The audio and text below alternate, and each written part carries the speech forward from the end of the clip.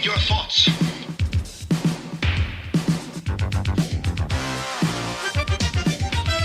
From the future. The movies of 1985. Well, hello, and welcome to the movies of 1985, coming at you from the year 1985, week 15 to be precise. That would be Tuesday the 9th of April to Monday the 15th of April. My name is Jason Hutchins. I'm stuck in the year 1985, and what I do every week is I spin a bingo machine, pick a number, choose a movie to watch and go and rent it from a video store in Perth, Western Australia. This week I'm going to be going and renting a movie from Network Video in Mount Hawthorn. And to find out what movie it is, let me just spin my bingo balls now.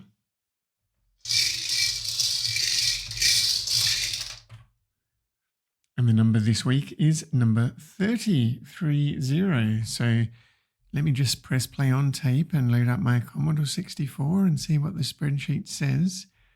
Number 30, Bruce will be happy with this one. Number 30 is the movie Brazil, the classic Terry Gilliam movie. Brazil in the year 2025 is available on Disney Plus in Australia at least, and it runs a bit over 2 hours long. But like I said, I'm just going to pedal my bike over to Network Video in Mount Hawthorn, and while I'm doing that, let me flick on the TV and you can watch some ads until I'm back. Could I have a packet of Samboy salt and vinegar chips, please?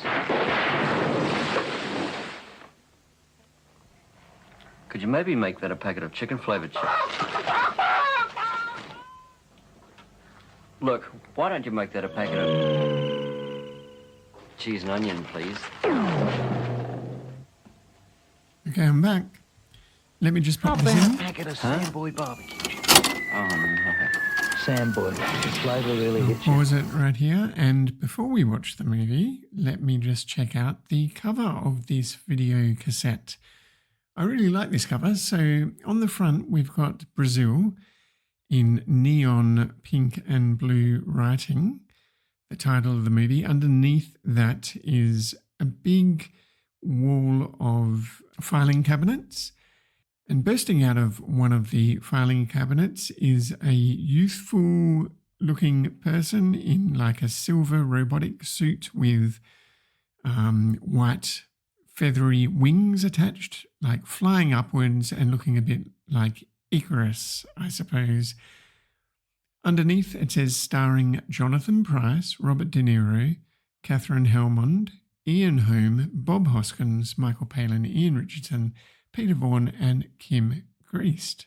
Over on the back, the filing cabinet theme is continued and we have a few photographs. There's Bob Hoskins playing the plumber, the Super Mario Brothers plumber, I suppose you'd say. Jonathan Pryce reflected in a mirror. I think Michael Palin doing some plastic surgery on somebody. And then there's some blurbs which says something like, "Have a laugh at the horror of things to come. Sam Lowry, citizen of the future, where life offers everyone a role. The rules of the game are laid down. We all have a role to play by them. Look at you, Sam, whatever happened to you? Where men can have hopes, wishes, dreams, where an empty desk is an efficient desk. Where one learns the truth about mother, life, the plumber, and the loyalty of friends. We've always been so close, haven't we, Sam? Well, until all this blows over, just stay away from me. Sam, what are we going to do with you? Just what did they do with you, Sam?" Now, this is Terry Gilliam's version of 1984, it would be safe to say, and of course 1984 isn't that far away in the year 1985. Now, I know that this is one of Bruce's favourite movies, if not his favourite movie. I've seen it multiple times, but it's probably been at least 10 or 15 years since I've last seen it, so I'm looking forward to watching it again. And please stick around until afterwards when I'll be sharing my thoughts about the movie Brazil and also talking about some news from the year 1985. But right now, let me press play on tape and watch all 2+ hours of Terry Gilliam's Brazil. The rules of the game are laid down. We all have to play by them. Look at you, Sam. Whatever happened to you? An empty desk is an efficient desk. Let a friend tell you your life is going wrong. Now shape up! Do cooperate. Think of your mother. Has anybody seen Sam Lowry? Sam, it's time for you to grow up and accept responsibility. You'll never get anywhere in a suit like that. Yes, yes, yes. Sam, what are we going to do with you? You must have hopes, wishes, dreams. No, nothing. Not even dreams. Oh, I don't know. I don't know what I want.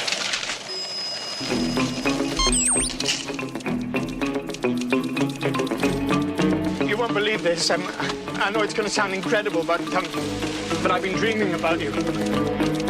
I mean, I love you. In my dreams, I love you.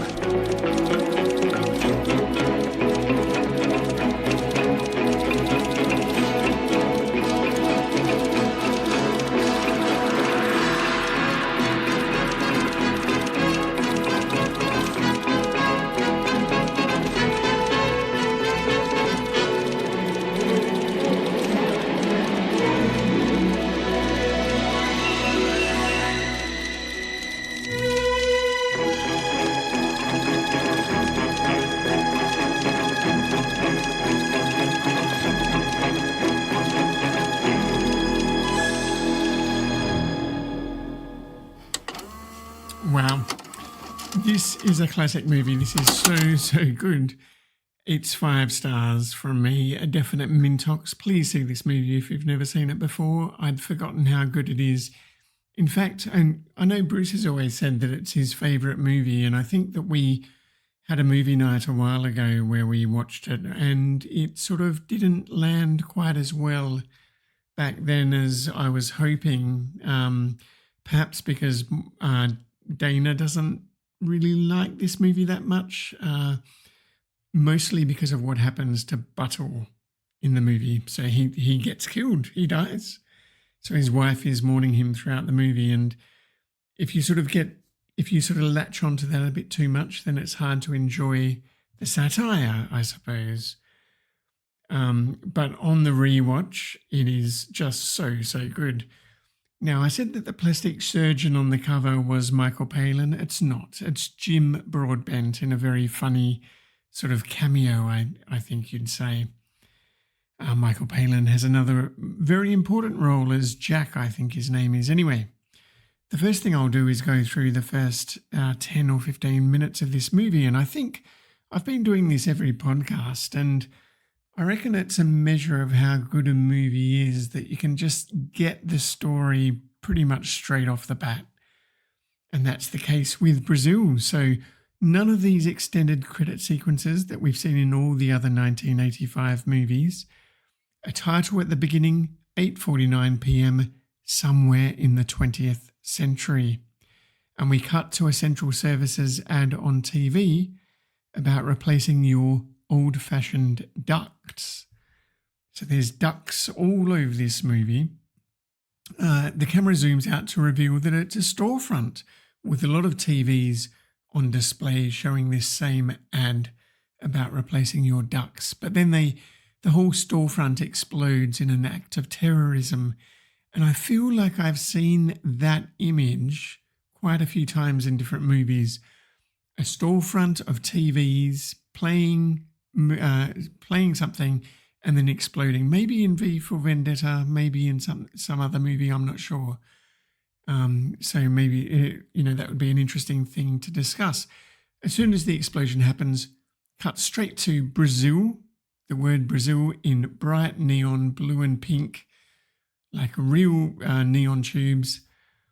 And then cut back to the flames in the aftermath of this terrorist act. There's a news report about these terrorist acts one of the TVs is still playing news.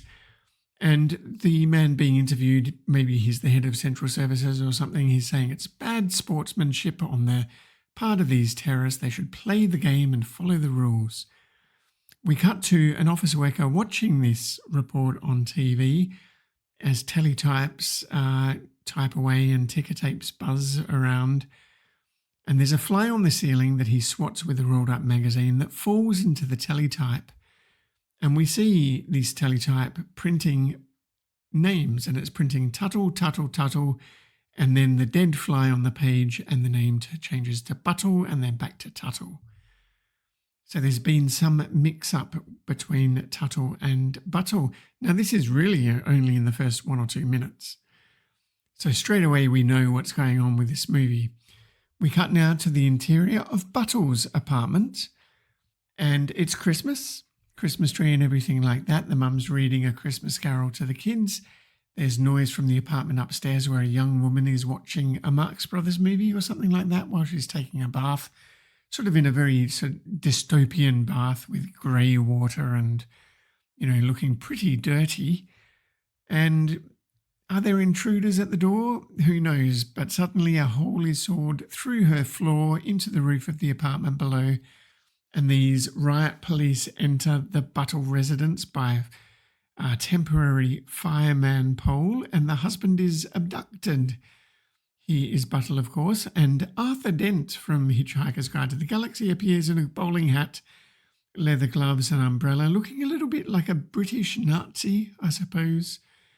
And he's very bureaucratic. He reads he's from the Ministry of Information. He reads from a list saying that they're taking Buttle to assist with their inquiries, and the wife has to sign a form in triplicate and is then given a receipt for her husband. Of course, we find out later that he is subsequently killed and would never return.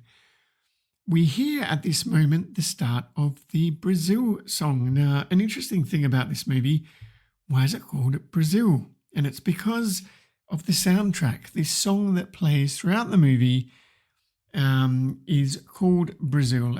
Actually, its full name is, I'm just going to check my notes. Full name is Aquilera do Brasil, a 1939 composition by Ari Barroso. And it's this very busy piece of music. What kind of music is it? Brazilian, of course, but I'm not sure what the actual style of music is. But that starts playing as we cut to the heart of bureaucracy. In the Ministry of Information, we see hundreds of bureaucrats shuffling papers at their consoles, typing away. It's just a hive of activity. And obviously this misprinted Buttle form, or the receipt from Arthur Dent, has gone into this bureaucratic system and been whisked away, and it's just part of the system now. And the camera eventually pans to the person who's overseeing it all, and it's Bilbo Baggins. He's there sort of watching all these office workers hauling paper. He goes back into his office. When he does, all the bureaucrats stop what they're doing and they start watching cowboy movies on their little tiny TVs, this very Terry Gilliam thing where they've got these little TV tubes mounted on almost like a desk lamp with a Fresnel lens, one of these flat pieces of plastic that magnifies everything, and they're watching cowboy movies while Bilbo is in his office. We're only at the 8-minute mark now. So we've seen quite a lot of setup and no opening credits to speak of. It's great. It is completely unlike anything that we've seen in 1985 and almost completely unlike anything that we saw in 1999. So what happens then is Bilbo summons Sam Lowry. He's kind of his fixer. So he's got this problem now, this Buttle-Tuttle mix-up, and he needs to call his best bureaucrat in, the person who can fix anything. And we cut to Sam Lowry, sound asleep in bed, dreaming that he is Ziggy Stardust soaring above the clouds on his white feathered wings like we saw on the cover of the video cassette. And he's awoken by the most annoying telephone buzzing noise that you've ever heard, and he's called into the office.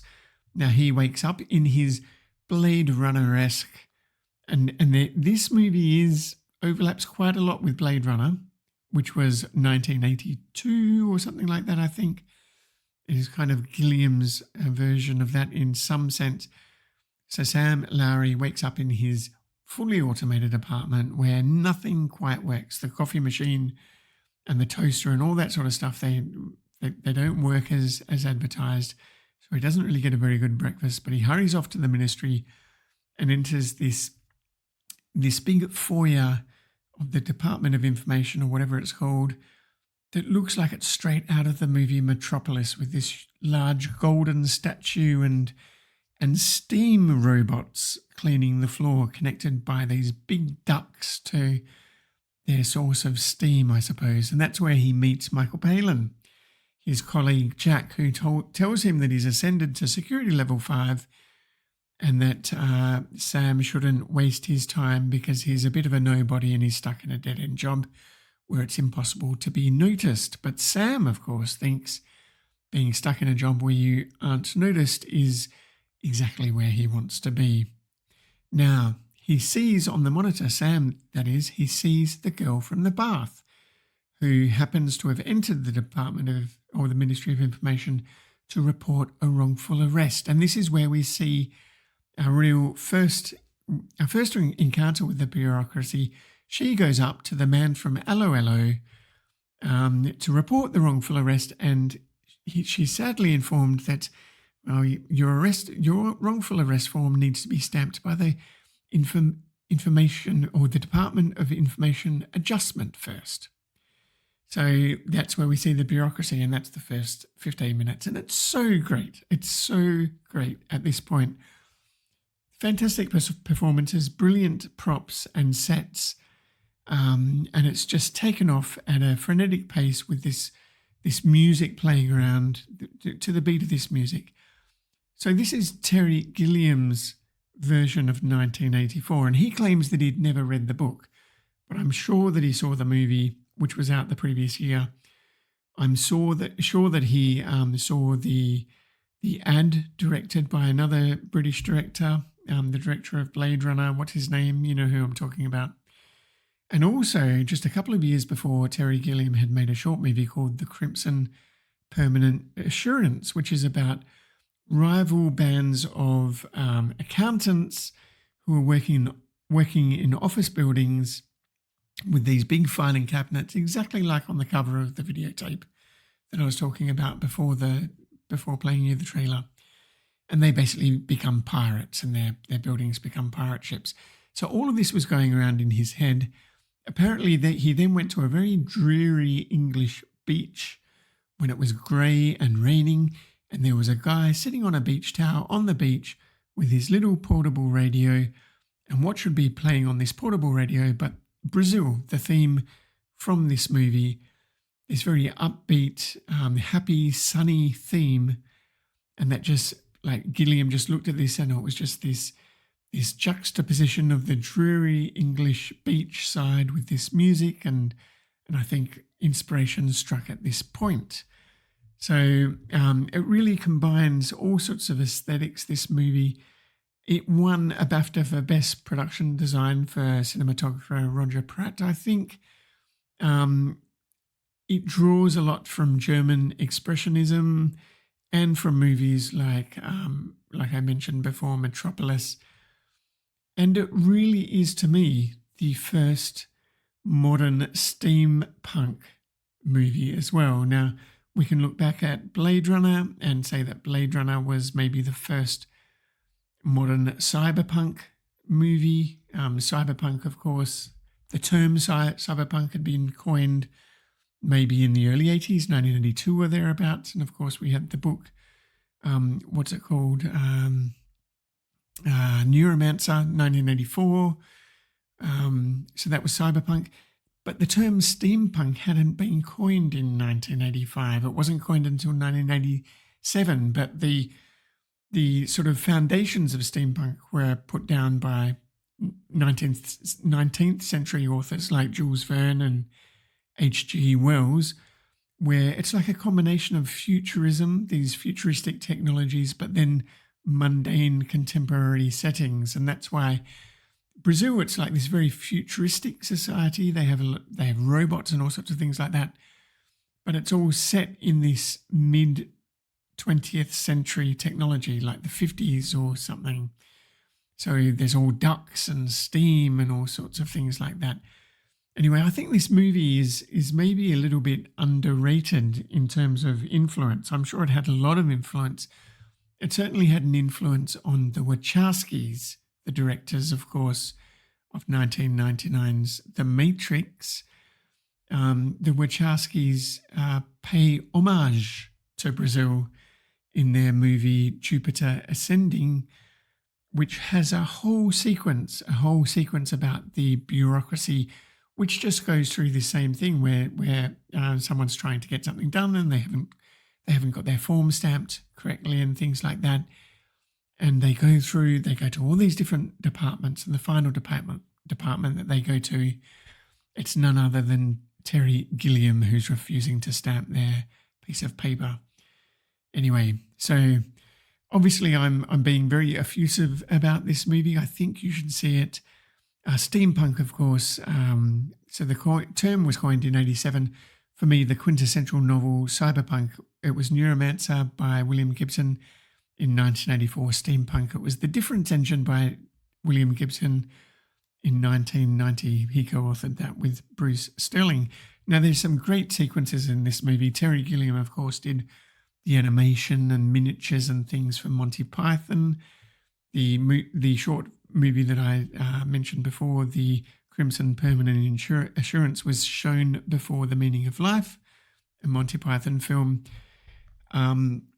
Brazil is the first non-Monty Python film from Terry Gilliam, I believe, but some of the sequences that he does with miniatures are just amazing. This whole rape of nature sequence, where you have this verdant English countryside with these office towers erupting from the soil, is just amazing. All of these dream sequences are wonderful. There's a sequence where he's driving a truck down a highway where the highway is just billboards on either side as far as the eye can see, just into the distance. There's a whole sequence that is playing on the battleship Potemkin, a German movie where you have this pram going down a staircase during a shootout. And I think that in Brazil, it's a robot vacuum cleaner or something that's going down the staircase. But, there's all sorts of things. He was just at his creative peak. And I think that, the screenplay, the idea, the acting, the set, the design, the cinematography, it's all brilliant. The soundtrack, it's all great. But there are a couple of things that aren't perfect about this movie. Firstly, the love interest, played by Kim Greist. Her performance is a bit blur, a bit wooden. And her screen time was vastly cut down because of that, but still, it's enough to notice.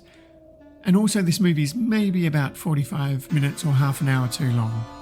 But for me, it's still a 5-star Mintox movie. Please go and see it. And now...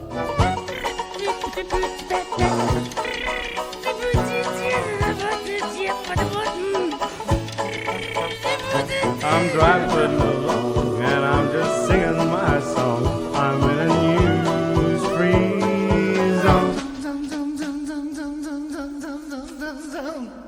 Well, it's time for the news-free zone, that time of the podcast where we look back at the news from 1985 so we don't have to face the news of 2025. But I'm still so excited about the movie Brazil. I forgot to mention Robert De Niro's weird cameo, one of his weirdest movie performances as the zip-lining terrorist Tuttle, and also the cooling tower. They filmed this whole end sequence in a cooling tower. It looks brilliant. Not to mention the fact that this movie is so relevant with the United States deporting people without trial, but let's not go into that. Anyway, also, last week I forgot to mention that Easter has come and gone. Did you enjoy your chocolate Easter eggs? Because, of course, in 1985, Easter was last weekend. But let's get into some actual news from this week in 1985. And the first piece of news off the block is that Microsoft, celebrating their 10-year anniversary, they have just released their first retail version of the Windows 1.0 development kit to software developers. So the beginning of the crazy Windows time. So it was all going well up until then, wasn't it? Also this week, Capcom in Japan released the arcade game Ghost and Goblins, which I enjoyed playing on my Commodore 64. Speaking of which, our listeners will be interested to know that even though we have talked about the Amiga and the Atari ST and the Commodore 128 all this year, it is only this week that the very first issue of the magazine Zap 64 was published, and it featured the space trading game Elite, a game that I loved and still do love. I play Elite Dangerous on my PC. Now, I read Zap 64 religiously. My mum used to alternate through the three of us, so I've got two brothers. Each week one of us would get a magazine when she did the weekly shopping, and my magazine of choice was always Zap 64, and then I'd take it to school and read it during homeroom and things like that, or during maths class maybe. But it brings back a lot of good memories, and it's really weird to think that the very first magazine was published now, given that we were hearing about the Amiga even in late 1984, and the Macintosh, of course, is already out. But, of course, home computers were just so much more expensive, especially in 1985 when the Australian dollar, speaking of the next piece of news, fell to a record low of 66.1 US cents after it was floated in December 1983. Of course, these days, in 2025, it is a lot lower than that.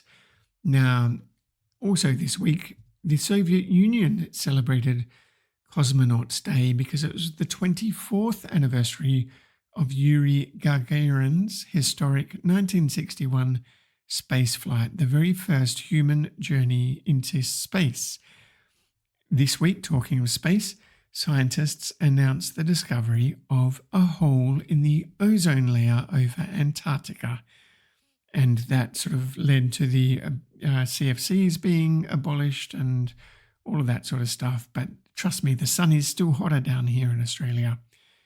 And finally, in this week, Wham became the very first Western pop group to perform in China, playing a concert in Beijing.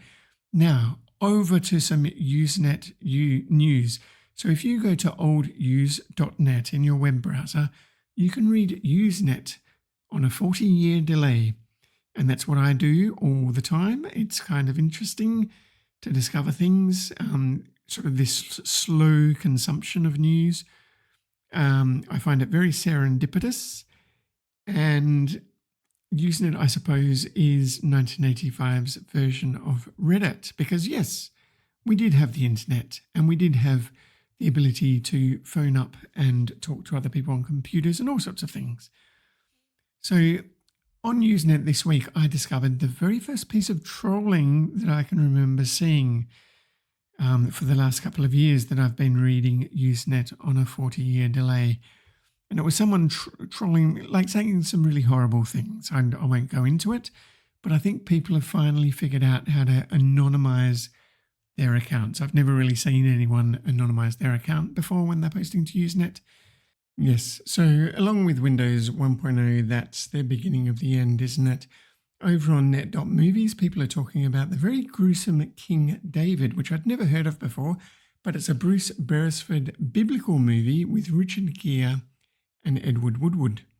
The movie bombed, as a direct consequence of that, Martin Scorsese's The Last Temptation of Christ, which we've talked about previously, was temporarily cancelled. It did get resurrected 3 years later. That's a little Easter joke there. So on net.music, they were talking about Don't Let Them Starve. So apparently we talked about We Are the World last week, I think, USA for Africa. And we also talked about Band-Aid with Do They Know It's Christmas? But there was another supergroup, a 50s doo-wop supergroup that recorded Don't Let Them Starve. And it was members of the Cadillacs, Del Vikings, Drifters, Channels, Teenagers, Impalas, Chords, Chiffons, Jive 5, Tokens, Harlos, Dubs and Orioles. And they recorded and released that. You can go and have a look at the very humorous music video on YouTube. And apparently they raised a 4-figure sum to donate to the plight of people in Ethiopia and Africa in general because of their famine over there. So a 4-figure sum isn't very much money, really. I think We Are the World raised tens of millions of dollars. But this song has the line, "While the children die, you're eating apple pie." Just to guilt trip everybody into donating, I suppose.